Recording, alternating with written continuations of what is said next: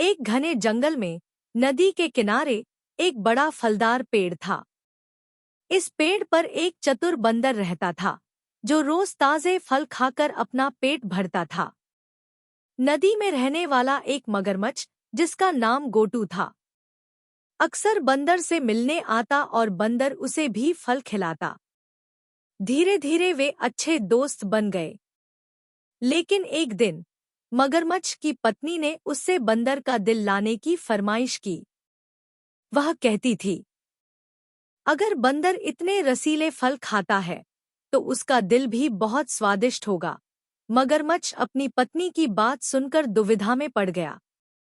वह अपने दोस्त बंदर को धोखा देने का विचार कर रहा था, लेकिन उसका मन भी इस बात से दुखी था। अगले दिन मगरमच्छ ने बंदर को अपनी पत्नी से मिलवाने का बहाना बनाकर नदी के पार आमंत्रित किया। बंदर, जो स्वभाव से भोला और दयालु था, तुरंत तैयार हो गया। जैसे ही वे नदी के बीचों बीच पहुंचे, मगरमच्छ ने अपनी योजना का खुलासा किया। बंदर चौंक उठा, लेकिन उसने तुरंत अपनी बुद्धिमत्ता का इस्तेमाल किया। ओ, मैं तो अपना दिल पेड़ पर ही छोड़ आया। बंदर ने कहा, मुझे वापस पेड़ पर ले चलो ताकि मैं अपना दिल ला सकूं। मगरमच्छ, जो थोड़ा सीधा सादा था, बंदर की बातों में आ गया और उसे वापस पेड़ तक ले गया।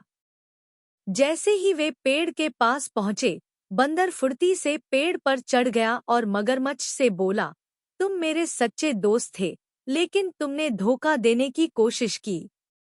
दिल तो हमेशा शरीर में ही होता है। ये तो मैंने तुमसे बचने के लिए कहा था। मगरमच्छ को अपनी गलती का एहसास हुआ और वह शर्मिंदा हो गया। उसने बंदर से माफी मांगी और वादा किया कि वह फिर कभी धोखा नहीं देगा। बंदर ने मगरमच्छ को माफ कर दिया, लेकिन उसने सावधानी बरतने का फैसला किया। यह कहानी हमें सिखाती है कि धोखा देना कभी भी उचित नहीं होता और सच्ची दोस्ती का महत्व बहुमूल्य होता है।